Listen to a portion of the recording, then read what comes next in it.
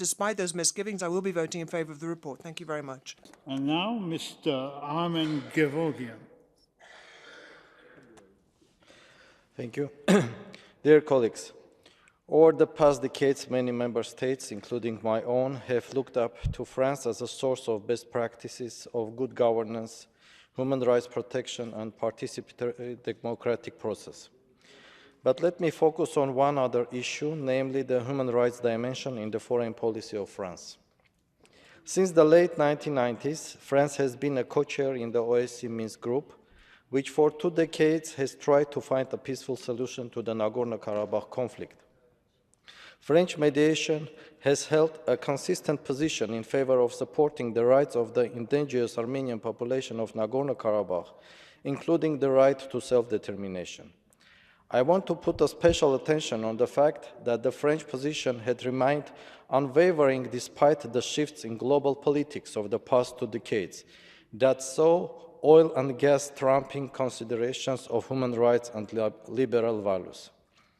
Let me also emphasize that France, which recognized the Armenian genocide by law in 2001, bears a special responsibility in addressing the use of force by the Azerbaijani government in modern days as a clear expression of intent of a second genocide against the Armenian people. The Armenian people highly value this policy. Colleagues, upholding human rights not just in rhetorics but also in practical policy level would have created a completely different picture in this Assembly and in Europe in general. The real support of the ideals of human rights and dignity can only be manifested during crisis, such as now, when we see many states flipping to power politics. The Armenian perspectives on the French role in the regional security, in my view, can be summarized in 3 main points. First, despite all the known challenges in modern times, we expect France to contribute to the constructive dialogue among all international stakeholders in support of the understanding that the Nagorno-Karabakh issue cannot be considered resolved given the scale of grave violation of international law and order by Azerbaijan.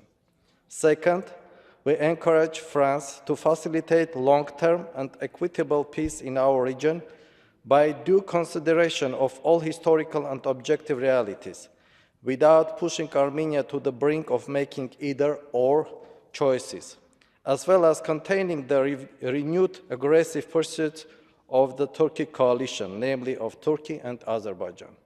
And lastly, we expect France to pursue Azerbaijan's accountability, including in this organization, to make sure there is no sense of impunity for crimes against humanity and all Armenian prisoners since Baku are released. Thank you.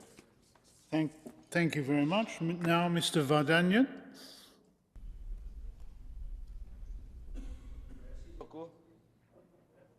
Merci beaucoup, chers collègues. Colleagues,